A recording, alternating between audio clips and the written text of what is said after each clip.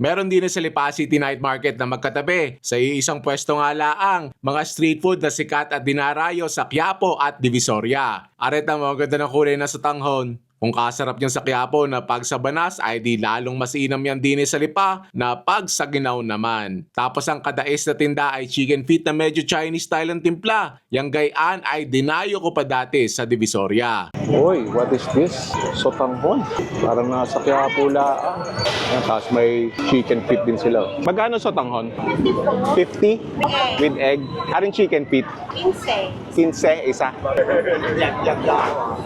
Yan, lagyan lang natin na rin ng garlic at chili oil. Yan. Tapos may egg. Naman natin ng chicken. At syempre yung noodles. First bite. Thank you, Lord.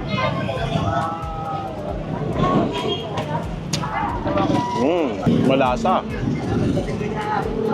Tama-tama lang yung alat niya. Buti hindi ko nilagyan ng patis.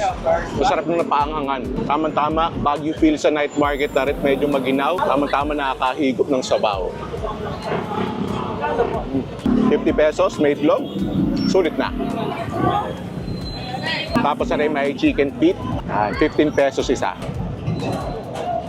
Chinese style lang. Yung manamis-namis. Kari yung ano eh, kung hindi ako kakain sa iba, siguro mga 3 garnet, tas kanin. Pero sarap kaulam nun sa tanghon.